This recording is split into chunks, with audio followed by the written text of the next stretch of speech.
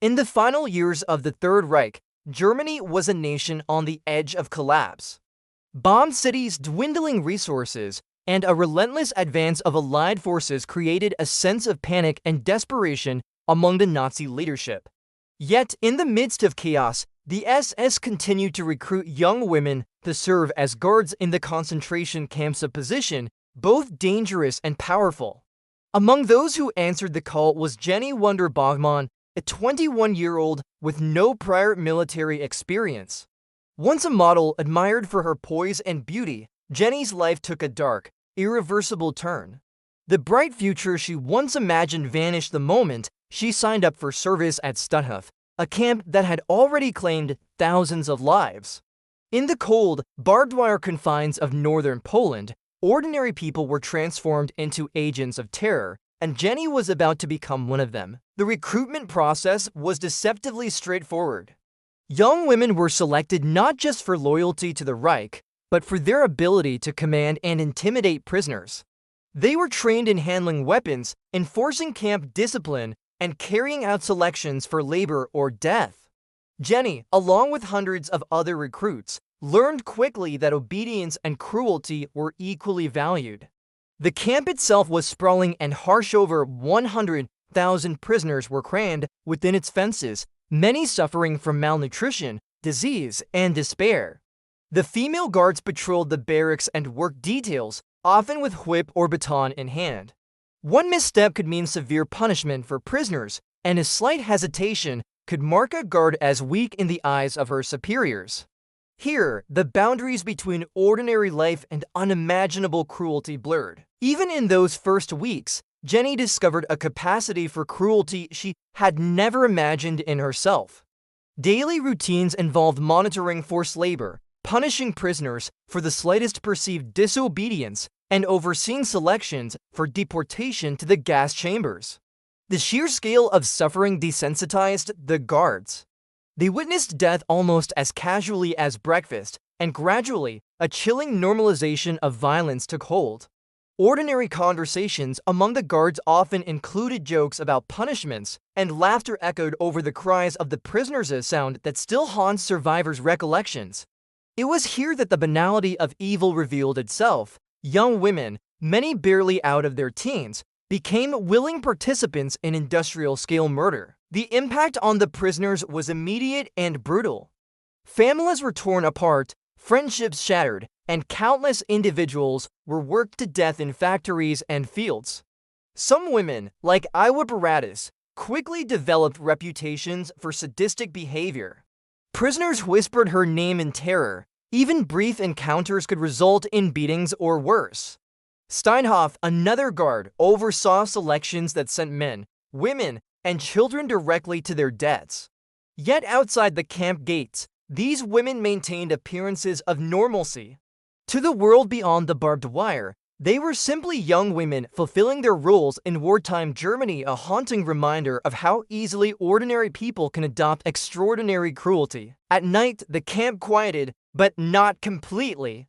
The muffled sobs of prisoners mixed with the soft clatter of boots on cobblestones, and sometimes the guards themselves lingered, recounting the day's events. Jenny often questioned her choices, wondering if she had crossed an invisible line from which there was no return. And yet, the promise of status, acceptance, and the fear of reprisal kept her in line. The camp was a closed system where morality was redefined, and humanity became expendable. Each day, the guards' power grew, but so did the weight of the acts they committed, a burden that could not remain hidden forever. As the war dragged on, new prisoners arrived daily, many unaware of the horrors awaiting them. The system functioned with mechanical precision, and for guards like Jenny and her peers, life was a relentless cycle of control and punishment. Yet, even in these dark days, hints of human resilience emerged. Some prisoners formed secret networks to share food, warn each other of selections, and record the atrocities in hidden journals.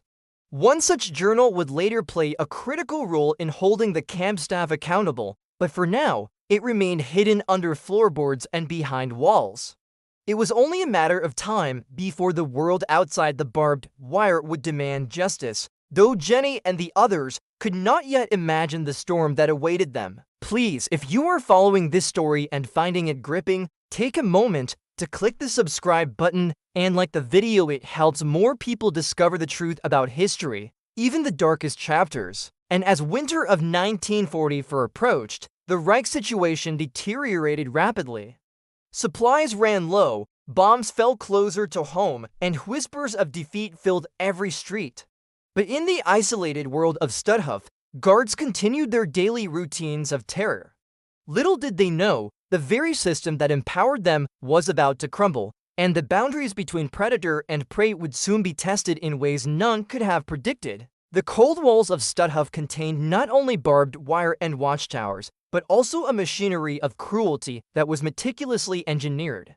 The female guards, though young and in some cases inexperienced, quickly became adept at wielding fear as a weapon. Iwa Paradis, notorious for her icy demeanor, developed a method of punishment that would haunt survivors for decades. She forced prisoners to stand barefoot on frozen ground during bitter Polish winters, pouring ice water over them at her whim. Even the smallest misstep or stumble, a shiver, a glance deemed disrespectful could provoke a lash of her whip.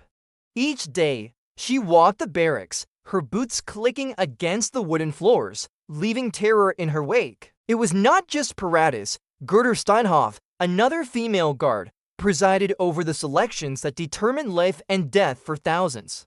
Men, women, and even children were shuffled from barracks to work details, only to be directed toward the gas chambers if deemed unfit. The process was calculated, efficient, and horrifyingly routine. Prisoners learned to dread the faint rustle of a guard's coat or the casual swing of a baton, as it might signal the end of someone's life. Even those who tried to remain invisible found themselves caught in the unyielding grip of a system designed to break body and spirit. The subcamps, like Bramberg, Ost, and Proust, expanded the reach of this terror. Forced labor became a deadly routine. Prisoners were tasked with building roads, tending factories, or working in quarries, often under conditions that made survival a daily struggle. Food was scarce, clothing inadequate, and medical care virtually non-existent. Guards patrolled relentlessly, meting out beatings, humiliation, and punishment for the smallest perceived infractions. Rumors of prisoners collapsing into the snow, never to rise again, were common and sometimes deliberately ignored. Yet the young women who carried out these duties maintained outward appearances of innocence and even camaraderie among themselves, a chilling reminder of how normalized cruelty had become. Despite the monotony of daily horror, small acts of defiance persisted. Prisoners whispered warnings about which guards were particularly cruel on certain days, or who might show a rare hint of mercy. These small acts of survival, however, carried enormous risk. One misstep could lead to a prisoner being singled out and executed, a lesson reinforced in terrifying clarity by the guards' unflinching enforcement of rules. And yet, as the war situation worsened outside the camp, the guards' brutality often intensified. Some feared the consequences of defeat for themselves, while others seemed driven by a personal hunger for domination. In these camps, morality was inverted. Guards were praised for sadistic efficiency. Prisoners were punished for the merest signs of resistance. The contrast between ordinary life outside the barbed wire and the horrors within was stark. Guards were often young women barely out of adolescence, yet they wielded authority over life and death with chilling detachment. Survivors recalled the guards' laughter echoing through the barracks as they inflicted pain, a sound that would haunt testimonies at trials years later. Some prisoners later admitted that even brief contact with certain guards left permanent psychological scars. Amid this reign of terror, small glimmers of humanity struggled to survive. Secret networks formed among prisoners to smuggle food, provide comfort, and document atrocities in hidden diaries. These acts of courage were dangerous, but crucial. They would later serve as key evidence in post-war trials. It was during these months that the seeds of eventual accountability were sown, though none inside the camp could imagine that their tormentors would one day be brought to justice. And as the Red Army pushed closer toward Poland, Whispers of evacuation and forced marches began to circulate. Guards and prisoners alike sensed that the tides of war were changing, but the cruelty persisted. Women like Jenny Wonder Bachmann and Iwa Paradis continued their reigns of terror, oblivious or indifferent to the fact that the world outside their barbed wire prison was moving inexorably toward reckoning. For those who survived, each day in Stutthof was a struggle not just to live, but to retain some fragment of humanity amid the inhumanity surrounding them. The consequences of this cruelty, however, were not yet fully realized. With the Nazi regime crumbling, the camps were preparing to empty, and those who had committed these atrocities would soon face a relentless pursuit that would bring them face to face with justice in ways they had never imagined. By early 1945, the situation in Poland had reached a breaking point. The Red Army advanced relentlessly from the east, and the German command realized that their once-feared concentration camp network was in danger of being overrun. Panic rippled through Stutthof and its subcamps as guards scrambled to maintain control, while the prisoners braced for what many feared would be the final death march. Jenny Wonder Bachmann, once confident in her position, now faced the terrifying reality that the world she had helped enforce was collapsing around her. The very people she had tormented could soon bear witness against her, and the thought of capture instilled a fear she had never known. The evacuation of the camps became a nightmare in motion.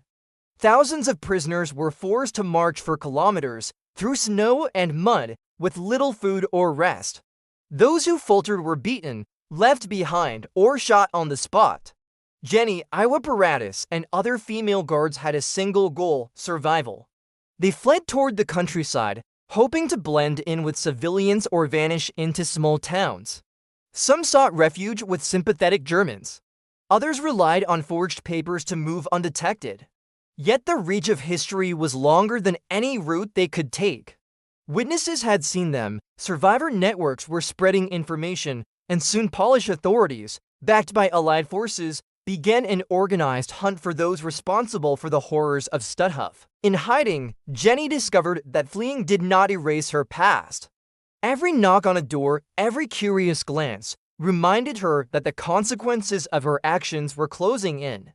The law, once a distant abstraction, now manifested as patrols, investigations, and interrogations. Iwa Paradis, who had fled to a remote village, was betrayed by locals who remembered her reputation and alerted authorities. Even those guards who returned to civilian life under assumed identities could not escape the meticulous documentation kept by the Nazis themselves. Registration records, camp rosters, and photographs all pointed to them. The very bureaucracy they had served now became evidence that would ensure their downfall. Arrests began in earnest in mid-1945. Jenny was captured in Gdansk, disoriented and afraid, realizing too late that no one could outrun justice. Paradis and Steinhoff were soon in custody, along with others who had orchestrated terror at Stutthof. Polish courts, determined to confront the full scale of crimes committed on their soil, prepared for the first post-war trials against female camp personnel, a rare and unprecedented focus at the time. These trials were not merely legal proceedings. They were acts of historical reckoning, intended to confront the world with the human cost of blind obedience and sadistic cruelty. During the investigations, survivor testimonies painted a chilling picture of the camp's operations. Detailed accounts of beatings, selections, and executions filled pages of court records. Secret diaries and hidden photographs surfaced, providing irrefutable proof of the crimes committed. The trials were meticulous, presenting the evidence with clarity and precision that left no room for doubt. And yet, the stories of individual cruelty, acts of personal sadism by Paradis, Steinhoff, and Jenny shocked even those familiar with the horrors of war. These women, barely older than their victims, had participated in systematic murder on a scale unimaginable to ordinary citizens. As the court proceedings approached, the atmosphere in Gdansk grew tense. Citizens, survivors, and journalists anticipated the trials, knowing they would serve as a historic moment in the struggle for justice.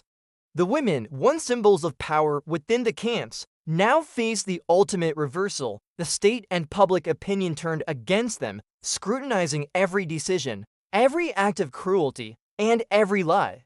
The inevitability of accountability was clear. None of them could escape the weight of evidence, the memories of survivors, or the moral clarity of justice. At the same time, the larger context of post-war Europe provided a stark backdrop. The Nazi regime had collapsed, but the continent was fractured. Families had been destroyed, cities leveled, and millions remained displaced.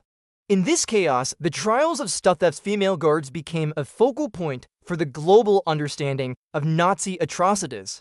They illustrated not only the systematic nature of the Holocaust, but also the human capacity for cruelty when ideology, obedience, and opportunity converged. Please, if you are captivated by this story and want more people to learn about this chapter of history, take a moment to click the subscribe button and like the video. Your support helps the truth reach wider audiences. As preparations for the trials began, tension mounted.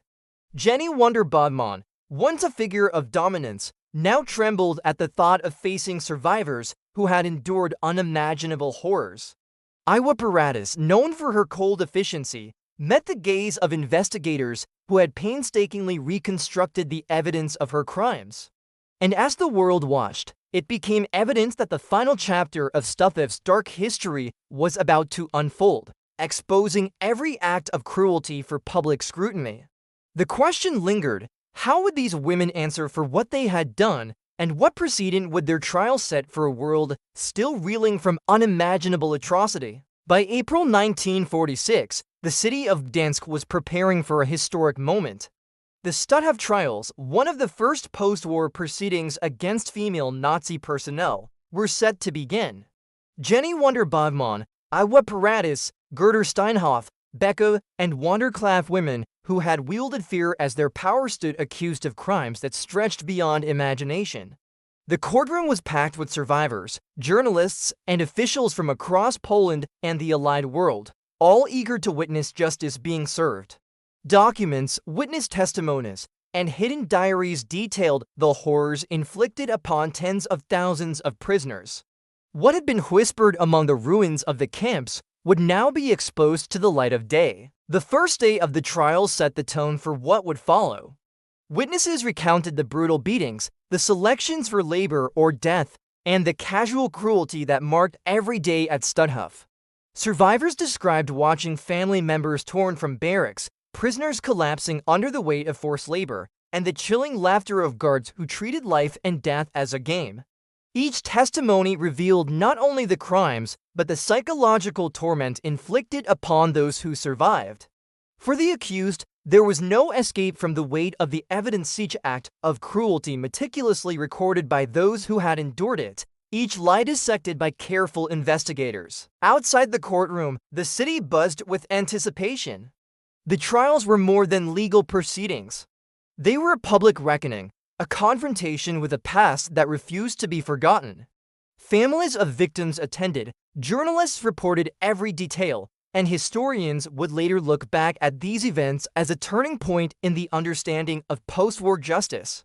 The accused women, who had once been figures of authority and fear, were now under the intense scrutiny of the law, their identities reduced to the crimes they had committed. As the trial progressed, the enormity of the atrocities became ever more apparent. Evidence was presented with a clarity that left no room for doubt. Photographs, camp records, and survivor accounts painted a grim picture: the systematic extermination of prisoners, the forced labor that led to countless deaths, and the sadistic punishments meted out by female guards who had embraced cruelty as a tool of obedience.